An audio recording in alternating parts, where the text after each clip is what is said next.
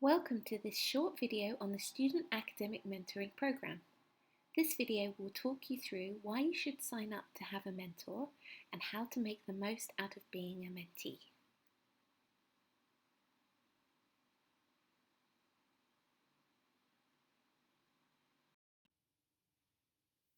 Here is an outline of what we'll look at. What exactly is SAMS? Why sign up? What does it mean to be mentored by a peer? How to be a good mentee, so preparation, what do you want from this relationship? First conversations, what to discuss? Just one question, or do you need to have more? Don't need your SAM anymore? How to let them know that you're okay? And lastly, we'll look at what to do if you have any problems. What is SAMS? Well, the idea was first brought to LSE Life by two undergrads in the economics department who wanted to set up a scheme to help facilitate better connections between first-year students and the second and third years in their department. They felt that sometimes there were significant barriers between these year groups, and that first years in particular often struggled to tap into the great resource that was students in the second and third year. LSE Life decided to help. We made this a reality, and so student mentors were recruited and trained, initially from only a handful of departments, and allocated first-year students to support. We've now grown significantly in size, from our first year with only 29 mentors and 68 mentees, to 205 mentors and 843 mentees in 2019-2020.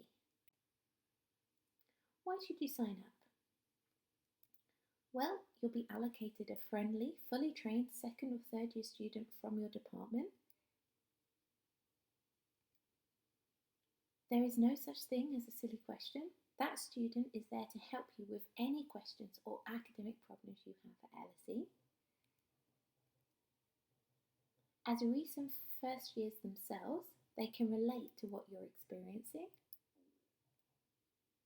As they are departmental based, they know your department, your lecturers, and in most cases your subject well, so can offer tailored advice. They also know a lot about the LSE as a whole, and if they can't help, they will know who in the school can.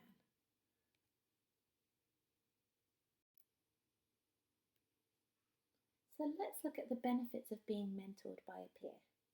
There are some unique benefits to being mentored by a peer rather than someone on a more senior level to you. So benefits include mentees feeling much more comfortable asking their fellow students questions, mentees feeling more comfortable also making mistakes in front of a fellow student. Mentees who are first year students feel more supported with their transition to university. There is a more friendly, supportive and collaborative atmosphere within the department. And mentees are able to get support outside and away from lectures and seminars. The SAM scheme also has an important role in enhancing university life at LSE by building a stronger student community and by building friendly relationships across their department from one year to another. So how to make the most out of being a mentee? Before the meeting, it is a good idea to get a bit prepared. Think about what you are hoping for from having a mentor. This could be as simple as having someone else to talk to about my degree. That's no bad thing. So take some time to think about what your goals are, especially for that first session. Be open-minded. Your mentor may not automatically give you all the answers straight away. This doesn't mean they are a bad mentor, but more that they are trying to help you find your own way to the answers. Be respectful of your mentor and don't bombard them with things prior to your first meeting. You may be very keen to start discussing things, but remember this won't create the best first impression. And remember to turn up to the meeting on time. Remember your SAM is volunteered, so show them you respect them by turning up to the meeting, and if you have to change things, let them know well in advance. For those first conversations, you're both likely to be nervous. Don't worry, this is perfectly normal. It's likely your mentor will be a bit nervous too. If the first conversation takes place online, then just make sure you've done simple things like you've got your laptop charged and open so you can answer the call when your mentor calls you. Your mentor will do all they can to make you feel comfortable, but try to make them comfortable too. Smile and nod to show your mentor that you're listening. Your mentor will probably just want to know some more about you and what you're hoping from the relationship. So do think about this beforehand. And don't forget to ask the mentor about themselves too. This will help you to both relax a little more. How many questions do you need for a session? Well, this is up to you. If your questions are quite simple, maybe you could have a few. But if they are more involved, remember your SAM may be very busy, so in one session they might not be able to answer everything. So try not to bombard them with too many questions all at once. Before the meeting, think about your priorities and pick one or two that you want to discuss first. Then you can bring up others if you have time. At the end of the meeting, set up another time to catch up. Your mentor will probably do this, but don't be afraid to also take the initiative yourself. Your mentor will probably be really happy to hear you found the meeting helpful and want to chat some more. Lastly, remember online meetings can be very draining. They take a different amount of concentration than a face-to-face meeting, as you will both be staring at a screen for longer than we do in real life. So try to keep the meeting to around 30 minutes to an hour max, so that you both don't get too tired. It seems likely that at first this time, the majority of your meetings will take place online. So how do you do this? Well, LSE has its own Zoom account, which allows you to make unlimited video calls. Follow the instructions here on screen to use Zoom correctly. Make sure that you log in using the LSE company domain, and that way you'll be able to access the full version of Zoom. There is also some really simple to follow advice created by the LSE Research Lab that you can link to here. The other resource is Microsoft Teams. You can use the links in this PowerPoint to open Teams if you haven't done so before. Again, you'll need to log into Teams using your LSE login details. Use Google Chrome or Microsoft Edge for best results, or you can install the Teams app directly onto your device. And again here we've linked through to a guide to Microsoft Teams for tips on how to use this successfully. So let's look at how you have a successful video call.